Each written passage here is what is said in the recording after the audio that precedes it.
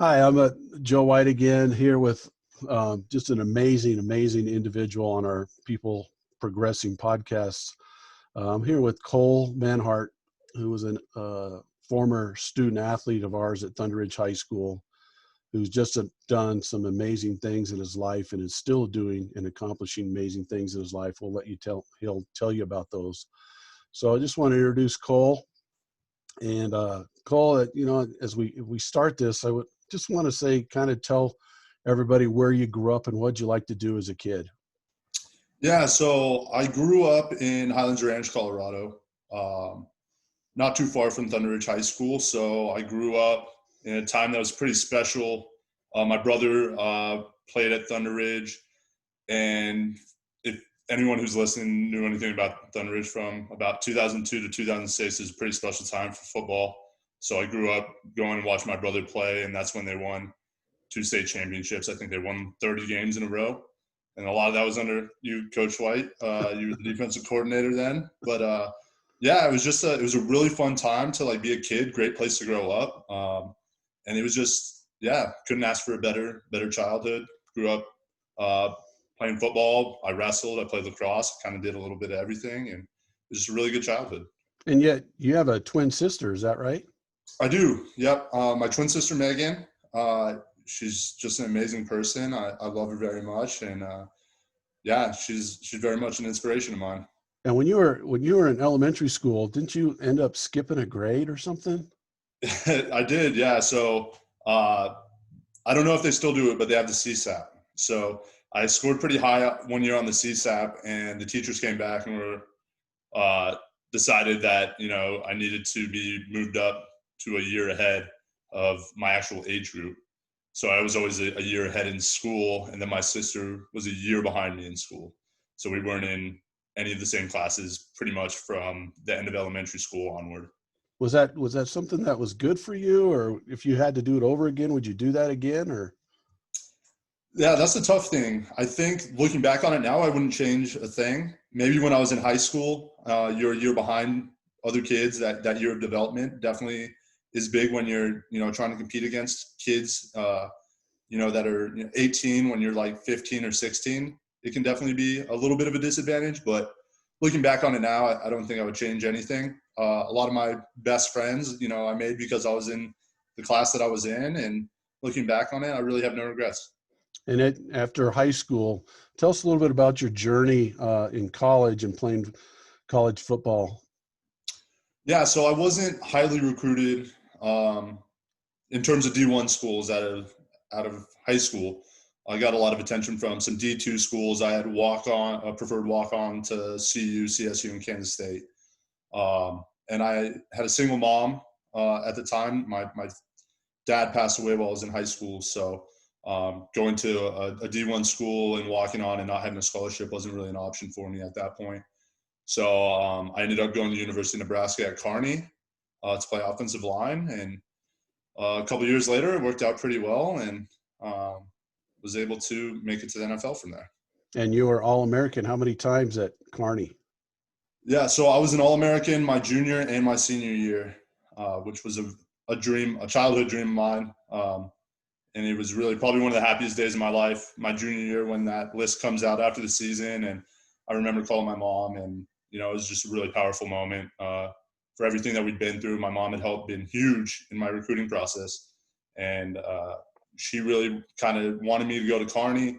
She was really big on the academics that they had there. And, at the time they offered free tutoring, and she just really wanted me to go get my degree there. And then when everything kind of took off with football, it was a really cool experience to get to share with her, because I couldn't have done it without my mom. And it was a really cool time in my life.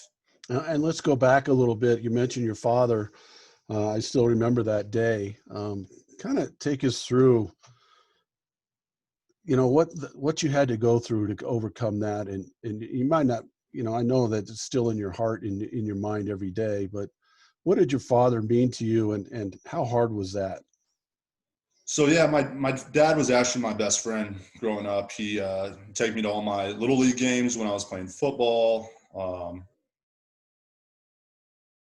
He'd take me to wrestling tournaments, lacrosse games. So did my mom, but at that age when you get to spend that much time with your dad, it's pretty special. And then, losing him when I was in high school, he had a heart attack and passed away. It was a really, really tough time in my life. It really affected, my family life, everyone in my family. And I think if I hadn't been in a place like ThunderRIdige where there was a lot of like strong male role models around there for me after my dad passed away, I don't know if I would have been able to handle it as well as I did. But yeah, everything that I've done since then, it's been because of what my dad did for me when I was a kid, and the lessons that he taught me and the values that he instilled in me as a young man. And then, it never gets easier, but you just try to make him proud every day. And what you mentioned, your coaches at ThunderRIdige and coaches at Kearney. What are some things that you took from those coaches? And it doesn't have to be long here, but I mean, I know you're like a sponge. You take things in and you learn from every experience that you've ever had. I know you personally, and I know that's what you do. What are some things that you took away from, any specific coach that you had at ThunderRIdige or at Kearney or both? Yeah, I mean, I'd be remiss if I didn't mention you here, Coach. You have a chapter in your book titled No Regrets. And I remember I was maybe 13 or 14, and I think I was on the bench press, and you came in and you were talking to me, and you'd always finish every conversation with no regrets. No matter what you're doing, don't have any regrets about the effort you're putting in the weight room or what you're doing on the field or how you interact with people. And then when you're, that age, I think you really, like you said, you take in everything you can. And I thought, I don't want to look back on my high school experience or any experience and say, if only I'd given that little bit of extra effort, I could be where I wanted to be. And I still think that way today. I don't want to live my life ever thinking, if I had only done this one thing the right way, I could accomplish any of my dreams or goals. And that was just the culture of ThunderRIdige. I don't know sometimes if we've talked about it, if it's the same as if you can really build that culture anywhere else now, because there was a lot of men there that held you accountable. They would call you out when you weren't doing the right thing either. It was exactly what I thought of a sports program when I was growing up. And I hope that it's still possible to replicate that today, because I thought it was super important in me becoming the person I am. But there was just a culture of being held accountable, and that you were going to be asked to give your best every single day. And I think those lessons stuck with me and still stick with me today, and can pretty much say that's why I am the way I am today. And I think you had was it an offensive line coach or something at Kearney that was kind of close, that you got close to and was really special to you? Yeah. So my head coach at Kearney, Daryl Morris, is just a very phenomenal man. He really just, from the time I got there when I was 17, he demanded a lot. He wasn't one of those coaches that was ever going to give you praise for anything that you did on any given day, because that's what he expected, and that was the standard. And I think at first I never really understood that until I got older, because when he did give you like any type of praise, it meant that much more. And it made you hungry at practice. You wanted to do your best. You didn't want to let him down. And it was just kind of like an extension of everything I learned at ThunderRIdige. And then just taking that forward, and then being held accountable every day, watching film, the discipline that went into really just excelling at in college. He really just taught me how to be a professional in every sense of the word. And I really appreciate him for that. And he's a very important person in my life. And two-time All-American, two-time first-team All-American. Yeah. And yeah. Tell us a little bit about your journey after Kearney into the NFL. So I graduated Kearney in 2014. And by that point, I was pretty aware that I was going to be playing at the next level at that point. I'd had scouts from all 32 teams come through to watch me at practice while I was at Kearney. And then I got an agent after my senior year, and I played in the NFL PA Bowl, which kind of put me out there with guys who played at, USC, Notre Dame, Miami, pretty much any big school. There was guys from every single school playing in those games, and in that game specifically. So it was really good for me to get to show off my talent there. And then I did my pro day at the University of Nebraska. And, on draft day, I didn't hear my name get called, but just following the draft, I got signed by the Eagles. And you were in the NFL for, was it 2 years? Yeah, 2 years, 2015 to 2017. And I bounced around between a couple different teams. I was on the practice squad with the Raiders for a while. And then in my last season, I was with the Steelers, and I got to spend some time with them. And then, later into the season, I ended up hurting my shoulder and had to have a complete shoulder repair for my bicep and shoulder. Yeah, pretty extensive surgery. I remember going through that. Now the next chapter is this even gets better. The next chapter, going into the Army, was that something that you always had a goal of doing, or something that was in your mind from a little kid, or was that something that kind of hit you later on in life, or when did that happen? So I felt like there was always something inside me, like a calling to serve. Both my parents had been in the Air Force, so I always felt like I wanted to do it. And then I was planning to join the military after college, but then everything worked out with football. And then I got a couple years into playing, and I'd been bounced around a little bit. And, I started thinking about what the legacy was that I wanted to leave. And I felt like I didn't want to look back and say I missed this opportunity to serve my country. And it was one day that I had a teammate in Pittsburgh who had also served in the military. And I asked him one day, we were sitting in the cold tub, and I said, "What did you think about your time in the Army?" And he told me, it was one of the best opportunities and experiences of his life. And it really kind of got the gears turning in my head. So after I got hurt, I went in the recruiting office, and, I was 320 pounds, which is a little big to be in the Army. But I said, I'm interested in this. What do I have to do? And they said, you're going to need to lose some weight and, get your shoulder healed up. And I said, okay. And, I called my agent, and I told him to put in my papers, my retirement papers. He was like, "Are you sure? I mean, this is crazy." I was like, "Yep." And then I spent the next year trying to get in, and I was approved to join the Army in 2018. Tell us a little bit about your training and how much you weighed then when you started, and how much you weighed when you went into the Army, and how you got that done. Yes, I was about 320 pounds when I left the NFL. And then the day I left for basic training, I was 220. So I lost about 100 pounds. And that just came from pretty much going from eating 6,000 calories a day, lifting very, very heavy, and just, training pretty much every day to, I started intermittent fasting. So I was, eating for an 8-hour window, and then fasting for 16 hours. And then I was, really upping my cardio and using the sauna every day. And I probably lost 80 pounds of that in 4 months. The weight just really came off. And it was kind of an interesting time, because I never realized how big I was until after I was done losing all the weight, and I was looking back at pictures, like, oh, wow.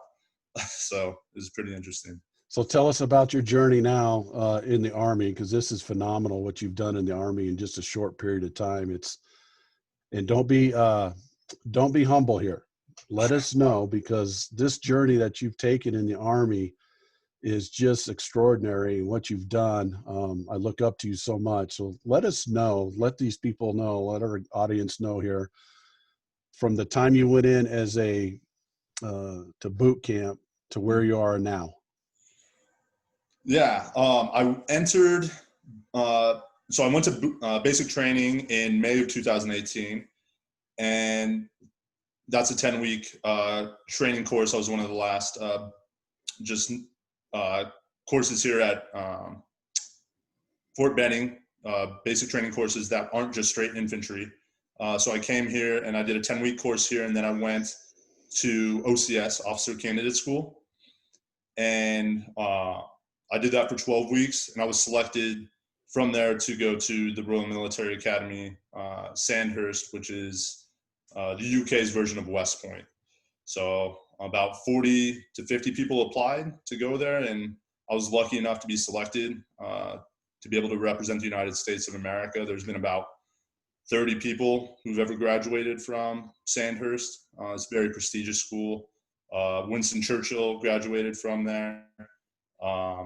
General Montgomery, General Slim, both the princes have graduated from Sandhurst. So it is definitely a very, very good leadership school. I would argue it's probably the best leadership school in the world. And it was just a very, very unique and great experience for me to be able to go over there for a year, be embedded with the UK Army, and get to learn how they do their techniques and strategy. And it was just a really wonderful experience. So yeah, I was over there for all of 2019. So let's dive into that a little bit, because I don't think you're giving this enough credit. You said there was only 30 Americans, because you said 30 people. You meant 30 Americans have ever graduated from excuse that. me. Yeah, 30 Americans. Mm-hmm. So in the history of our country, there's been only 30 people that have gone over there to that school and graduated. Yeah, so it's increasing every year. There's a couple Americans that go over there every year. So if I had to guess, I would say, yeah, it's probably between 30 and 40 Americans have gone over there and graduated from this academy. So yeah, it's pretty unique. How hard was it? It was very difficult at first. Anytime you pick up and you move all the way from the United States and you move over to another English-speaking country, but the culture is very different. So it did take a little time adjusting to it, but it was probably one of the best experiences of my life. It was physically and mentally demanding because on top of the time that you spend in the field doing exercises that we kind of recognize as being more like the Army, you're also doing a lot of classwork. You're doing a lot of history, studying of history, study of current affairs over there. And you're just pretty much embedded in this academy for a full year, where everything you do is, moving towards the commissioning process, which that's what they do at Sandhurst. It's where all the officers are commissioned from. So it's very intensive, but it was also very good. Okay, I'm going to put you on the spot here. What's the number one leadership thing you learned from that academy? So I would say that it's in the motto, it's serve to lead. So everyone thinks that, leadership is all about, you being out in front. But to be first, you need to be able to serve those that you're leading. If you really want to be a good leader, it starts with taking care of the people underneath you. We manage machines, but we lead people. So I really think that, you want to be an exceptional leader, you go down and you talk to everybody in your team and you figure out what it is that's motivating them and you get to know them as people. And then I think that's really where true leadership comes from. It's getting to know your people and then learning how to inspire them and how you can serve them to make things easier for them. I think that's true leadership. So it's people first. People first. It's everything you do, I think, is a people business. The Army is not an exception to that. It's a people business as well. And so is business. Yeah, exactly. Right. I mean, that's where I think people are, I mentioned to you earlier, 70% of Americans are disengaged at work. And I think that's probably the number one reason right there is because the leadership that are leading these people are not people first. They're not putting their people first. No, I think that's exactly right. I think people are oftentimes too worried about themselves, how they can get a promotion, instead of worrying about what's going on with the people underneath me and how can I best serve them. Because if you're really caring about your people and you're making sure that they're happy, the results are going to show for you as the leader down the road. But, you need to make sure you're taking care of them first, and then the results will show that down the road. But too many people are focused on me right now. I want instant gratification. This is about me. And I think that's where you see a lot of people going wrong. So powerful. That's so powerful. And that's exactly my quest, to be honest with you. That's what my quest is right now, is to help people with that point right there. So after you got done with this academy over in the UK, you went to Ranger School right away after that, or was there something in between that and Ranger School? Yeah, so I came back here and I went to the infantry school here for officers.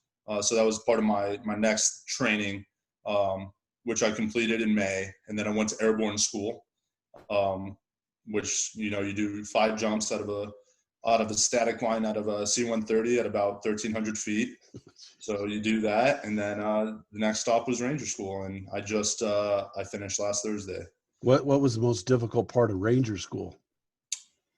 Well, there's a lot of difficult parts of Ranger School.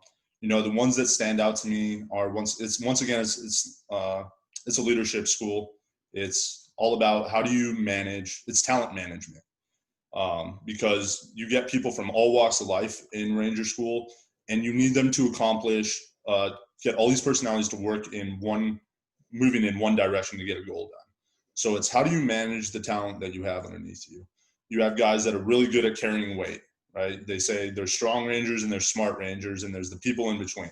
So you have these guys over here that are really good at, you know, the task of, you know, making sure that all the weapons won't run correctly and they can carry the heavy weight. And then you have people that make the plan for whatever operation you're about to do. So it's figuring out how to put these people in the right position to be successful. And that's what Ranger School is all about. It's talent management and making sure that people are in a position to help you be successful. So when you are the actual leader and you're being graded, that they can make sure that they're doing their best. And then on top of that, the next hardest part is just not eating. You know, you're eating, you know, maybe 2,000 calories, but you're burning 4,000 to 5,000 calories any given day. And, you know, you're getting maybe 2 hours of sleep a night while you're in Ranger School. So it's really learning how to deal with those type of things, and then being able to lead in the face of adversity when, you know, you're tired and you're hungry. Can you still accomplish the task? And I think that's really the true difficulty of Ranger School. So you mentioned lead in adversity. And now, you know, just real quick, what's your next step? And then we're going to get into what makes you tick. Yeah. So after the new year, I'll be heading up to the 10th Mountain Division, which is in upstate New York at Fort Drum. So I'll take over an infantry platoon up there, and, you know, just do my time as a platoon leader of an infantry platoon, and just really hope for the best, take care of the guys up there, and, you know, take the skills that I've learned and try to be the best platoon leader I can be. So you are an officer now. I am, yeah. So I've been an officer for about 20 months now. I am a first lieutenant, and yeah. And long-term goals here. What's the long-term goal? Are you going to stay in for a long time, or is that just kind of year-to-year type thing, or what's your plans? Yeah, so I think right now for me, it's just continuing to find, you know, following my passion of what I want to do. As long as I'm enjoying being in the Army, which I've really enjoyed so far in the 2+ years I've been in, I'm just trying to see if this is something that I want to do long term. But, you know, if it's not, I've really enjoyed my time in, and hopefully, you know, maybe I do enjoy this, and I enjoy my time being around soldiers and, you know, the teamwork and leadership, and I continue to want to do that, and maybe I end up staying in for longer than that. But right now, it's just kind of taking it year by year and following my gut a little bit. This is such an awesome story. And let's get into you and what makes you tick, because you've been through a lot. You've been through a lot of adversity, but I also say that you've been through a lot of challenges. I have a saying that leaders should do 3 things. They should coach, then they should practice what they're coaching, practice it with their kids or their players or their workers or whatever, their soldiers, and then they challenge them. You challenge, because the challenge part is where they learn and grow.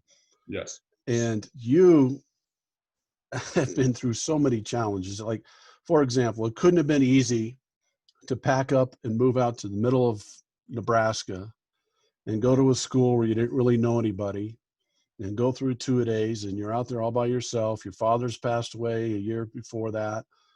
That had to be a huge challenge. Um, and then you get into the NFL and you're in training camps, and you weren't drafted, even though I think you should have been.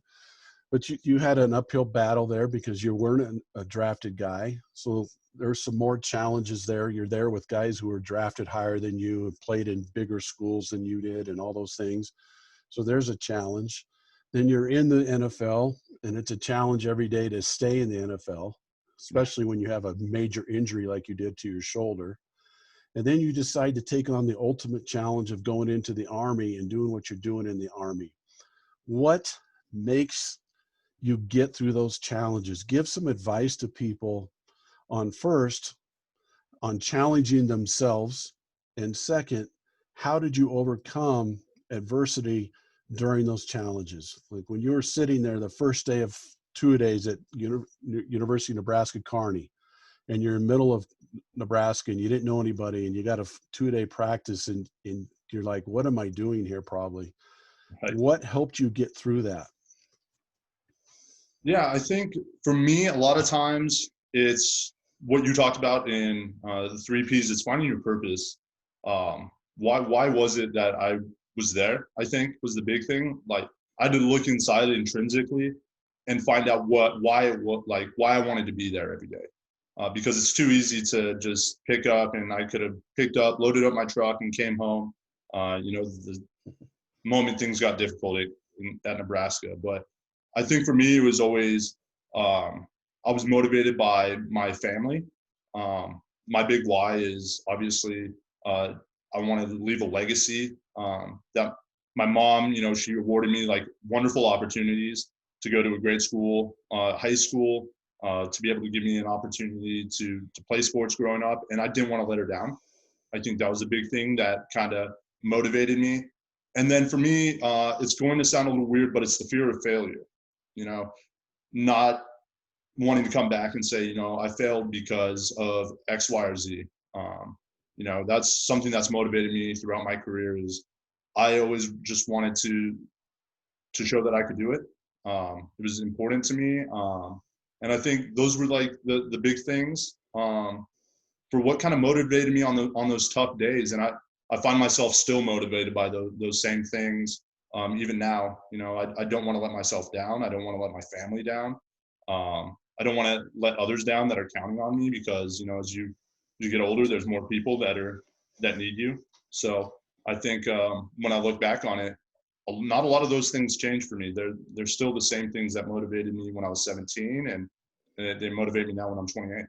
And I think, when I talk about purpose, like in my book and stuff, in my opinion, your purpose needs to be greater than yourself.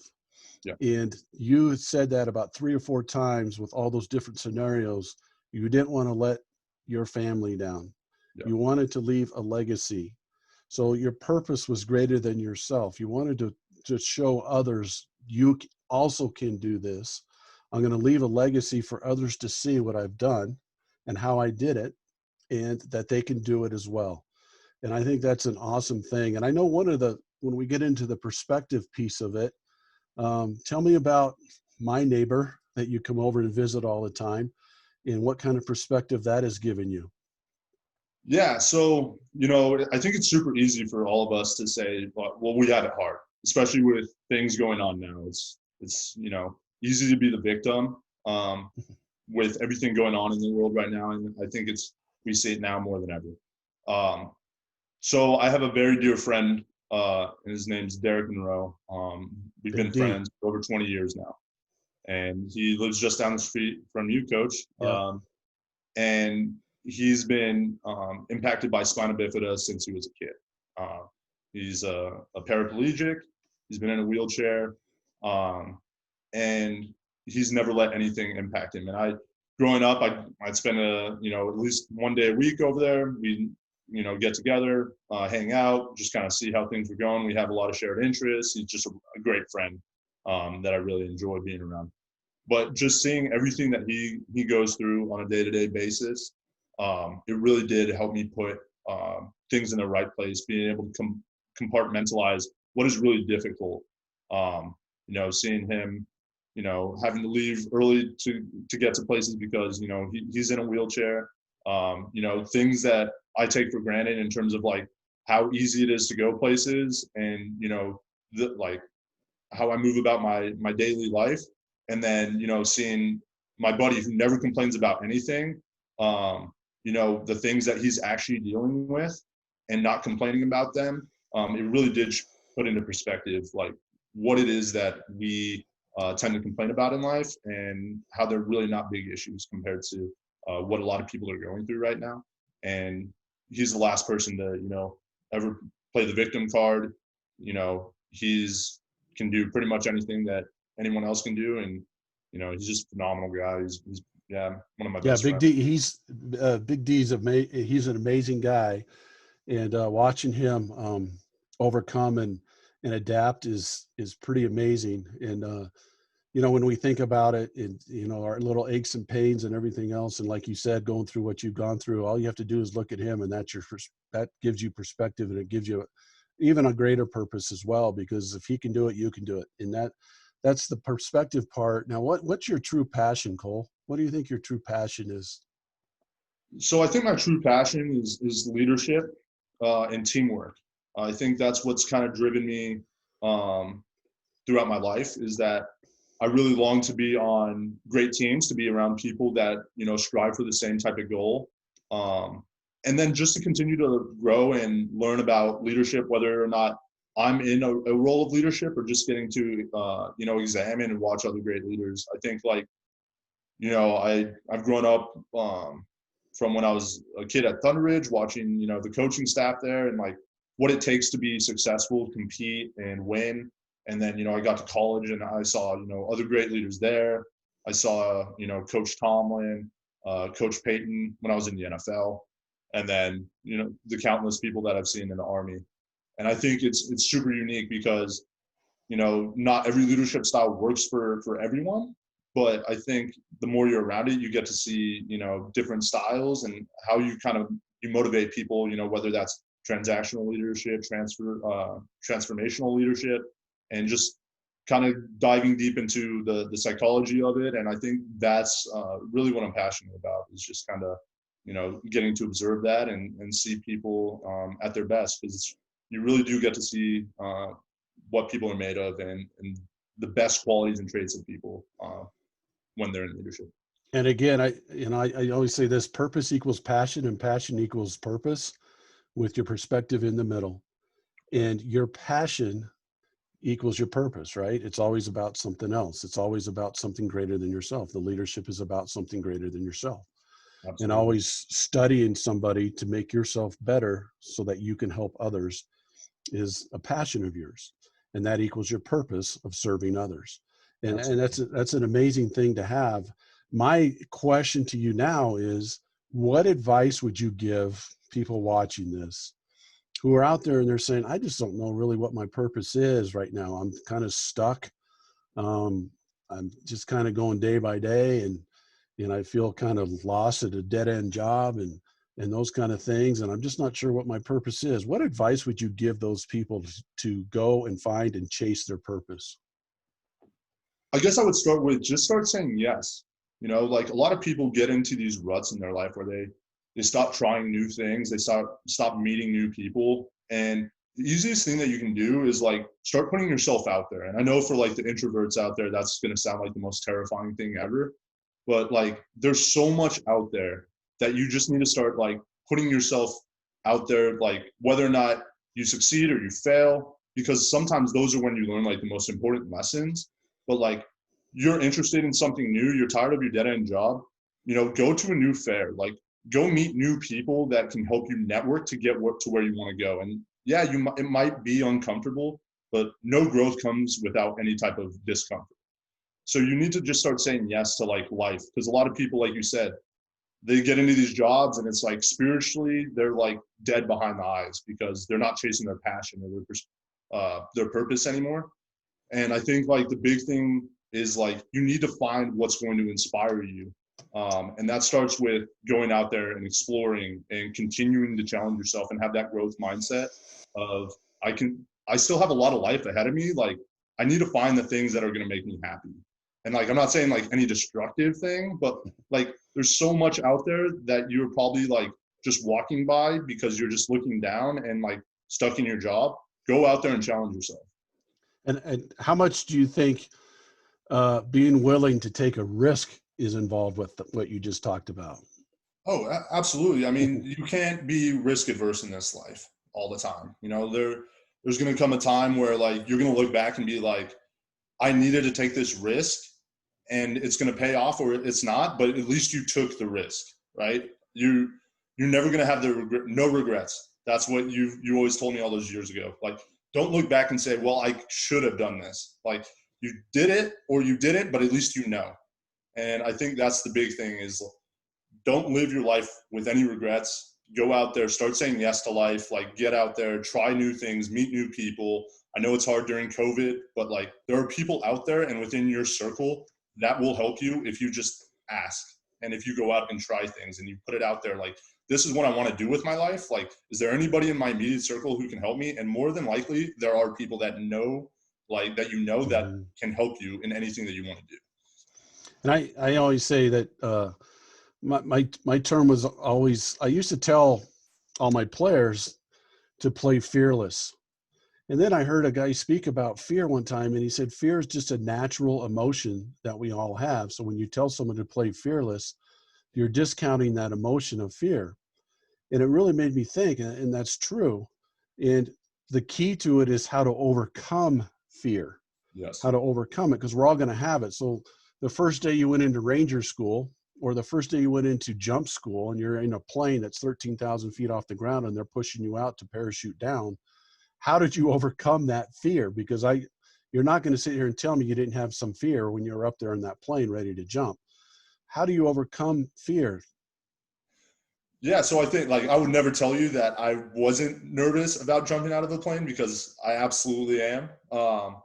But yeah, I think it's just the whole reason I joined the Army was I wanted to also put myself, like, besides the leadership piece, I wanted to put myself in uncomfortable situations, because that's when you really learn a lot about yourself and You like challenge yourself. that self growth. So by like being up in the plane and like, you know, I'm sweating profusely, my hands are sweaty. Like I had to like remind myself, like, you asked for this, you wanted to do this so you could like push yourself and become a better person because you've challenged yourself. So yeah, I was absolutely scared. But it's just kind of that idea of I need to go through this if I want to like end up becoming the person that I want to be. Like I need to, you know, put myself in uncomfortable situations, or like when people are like get nervous about public speaking, like sometimes you just need to raise your hand and be the person who does it. And then you realize like, I just made a mountain out of a molehill. Like that wasn't as scary as I thought it was going to be. And then the next time you do it, like you incrementally get like a little less scared of it. And then, you know, eventually it's like, yeah, I really don't mind speaking in front of people. I don't mind jumping out of a plane anymore. Like, you know, it's little things like that. And I think you have to challenge yourself every day. Yeah, that's so true. And my statement was always fear, regret. The only fear I ever wanted my people to have, my players, my students and all that, I just wanted them to have a fear of regret. And what that meant was that they gave everything they possibly could, whether it turned out or didn't turn out, they gave everything they possibly could so they can look themselves in the mirror and know that they gave it their all. And they can feel good about how they progressed in it and how they worked at it and how they challenged themselves at it. And it might not always turn out the way you want it to turn out, but at least you gave it everything you had. And so my whole goal is to try to get people to be their best when their best is needed. That's a John Wooden quote. And you have exceedingly done that when you went to college, two-time All-American. You got to the NFL and played a couple seasons and had a huge arm injury. Shoulder injury. Then you get into the Army and you get selected, and you said, you know, selected or whatever. I say earned. You earned the chance, the right to go over to England and be in that prestigious school over there. Then you came back and you did jump school and you did Ranger school and you did all these things that you've earned, and you've constantly been able to give your best when your best is needed. What is something that you think inside yourself that has helped you do that you can perform at your best when your best is needed? I think that for me, that started from like a young age. Is like I built up this confidence in myself, that, whenever things got difficult, like I could always come through because like I had built up like that experience from when I was a kid. Um, and I noticed that the things like the little daily habits that I built up, paid off like 3 or 4 years down the road. Um, so it was like the things that I did in high school, I might not have seen the reward of them right away, but then like I saw them when I was in college. And then the things I did in college like paid off when I got into the military. And it was like I could fall back on the training that I'd had before, or like the habits that I built before, where it was like, okay, like this is going to be super difficult. Ranger school is going to be very difficult. But the things that I'd done in training camp in the NFL are also like very difficult. And you've built up like a set of habits and routines that like will get you through this, like the way you're thinking through the problem and not just going to the worst case scenario. It's you have a problem in front of you. Now, like, let's work and solve this problem. And like, you're tired and exhausted now. Those were things that like I'd experienced in high school and college and the NFL. So it's like I built up a routine and like a system for being able to deal with like difficult things. And I still use that system today, and I will continue to use it because it's tried and true. Like, you need to practice things before you actually do them. Like practice makes perfect.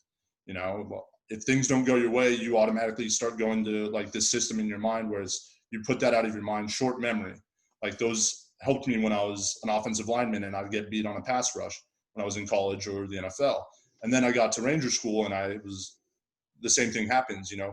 You have a negative situation, and you just move on to the next problem. Like that's behind me. I can't give that any more thought than what I just gave it. Like that's for later. If I want to, feel sorry for myself, like I'm not going to do that now in front of everybody else, or like, I'm just going to put that away and I'm going to work on the next problem, and I'm going to make sure that that doesn't happen to me again. So it's like those type of things are how I kind of deal with the difficulties in my life.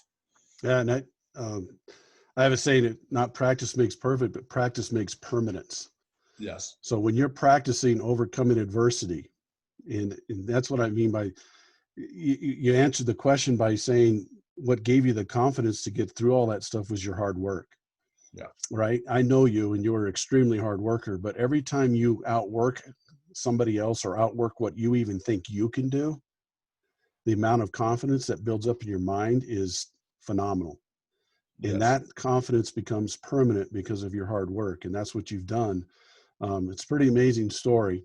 How important are goals in your life? Yeah. It's super interesting that you bring that up. Ever since I was probably in high school, I'm big on writing my goals out. And then I hang them up in my room or my living room, somewhere where I can visually see them every day. Because the thing is, like, you see with New Year's resolutions, like people tell themselves they're going to do something, but they don't hold themselves accountable to it. So by like hanging it up and like writing it down and then checking back in with it, like I feel like it's staring at me every time I come into the room. Like, did I do the things that I needed to do today to get closer to this goal, or am I moving further away? Because you're never going to stay the same. It's kind of like practice in any sport when your coach would say, you either got better today or you got worse. Mm-hmm. And so, yeah, goal setting to me is one of the most important things in my life. And I would say, like, not to sound cocky or arrogant, but like I accomplished probably 90% of my goals because I write them down and I check back in with them, and like I hold myself accountable, or I find someone else who will hold me accountable to it. But start by writing them down, and write down the short-term goal, the intermediate goal, and the long-term goal, and then start working towards them, like actually achievable, the SMART goal system. And I think that's a great way to start. But yeah, start writing them down And see. I'll add another thing that you did to your goals is you outworked them. Yeah. Right. You can't achieve a goal without working hard. Right. Right. And I say that all the time. If you're going to set goals, which I 1000%, if there is such a thing as 1000%, agree with you on that, everyone should be writing goals down and having, because I think goals give you hopes and dreams, Yeah. but I also think goals give you a purpose. They give you a purpose for going out and running in the morning. They give you a purpose for going into work early to get something done. They give you purpose in your life. I So agree. I think the other thing to accomplish goals is you outwork the goal. Hmm. And again, that goes back to that fear regret. I want to outwork the goal, and not, you said 90%, you didn't say 100%. So there's been times where you haven't reached your goals, Yep. which is okay. And Yep. that's what I want people to understand too. It's okay. Look at, you've reached 90% of your goals, but you haven't reached 10. Look where you're at. Look what you're Yep. doing. Look what you're doing with your life. Look at how you're inspiring others and how you're leading others. So you learn from when you don't make it, but you also understand that you don't have regret after you don't make it, because you outworked it and you gave everything you could to it. And Absolutely. that's you in a nutshell. And I'll kind of finish this off and just, Cole, this has been amazing. Um, I've always known you've just been an amazing human being, and the service that you're doing now for our country is phenomenal. I thank you for that service. I know you're going to be home next week, so I hope we can catch up when you come home and you see your mom and your sister and your brother. But I am so proud of you, um, not for being a two-time All-American, not for being in the NFL, not for being an Army Ranger. I am proud of you for all those things. I shouldn't say not, but I'm proud of you for being Cole Manhart. I'm proud of you for being a person that's a leader in our country that people can look up to, that people can look and say, this guy's got a huge amount of integrity. He's got great morals and ethics, and he fights every day to be the best he can be. You mentioned earlier about every day you want to be better than you were the day before. Yeah. And that's exactly how you live your life. Every day that you finish at nighttime when you're ready to go to bed, I guarantee you, you're better and you've learned and you've grown from when you woke up in the morning. And if people could do that and challenge themselves like that, man, they would find their purpose, and they would be so much more excited about life and what life brings them. Any last thoughts that you can say, or any advice you can give to people on just life in general? I would just say, yeah, I mean, first of all, I want to say thank you for having me on. I think this is phenomenal what you're doing. I think that, I've watched the previous episodes and I think they're great. The people that you have on are phenomenal. I thought your book was great. I Well, hadn't thank read it you. before Ranger School, so here's an endorsement of the three Ps. Thank Everybody you. go out and buy it because you will not be disappointed. Um, but yeah, I just wanted to say thank you for everything. You know, I couldn't have done it without you, Coach, and I really appreciate everything you've done. Um, I think you know as well as I do that it was a very special place. That ThunderRIdige was a very special place. The time that I was going there, and it was important on my formative years. And um, I owe a lot to you and the rest of the coaching staff, and I just want to say thank you. So, Well, we wish you the best in your next endeavor with the Army, and in your life and what you're doing. I know whatever it's going to be, you're going to be successful at it because you challenge yourself and you outwork every challenge and every goal that you set. And that's the message I want people to get, that they can overcome anything that's thrown in their way. From your junior year when your father passed away, it was your junior year, correct? yeah, Um, sophomore year of high school. yeah, your sophomore year of high school. I can still remember that day that it happened, and watching you get through that was not easy. I always say that it's not a marathon. Life is a steeplechase. A steeplechase has a bunch of hurdles in it and a bunch of obstacles in it. And you're a true example of how to overcome those obstacles and get better and learn from them and grow from them. Instead of get bitter from them, you have gotten better from every single obstacle that's ever thrown your way. And you're just a model for us all to follow. So I appreciate it. And maybe we'll even have you on for a second edition of this, because there's probably so much that we haven't even touched on. But I just appreciate you being on, and I'll get this on hopefully in the next week or two. And so people can start learning and get inspired by you.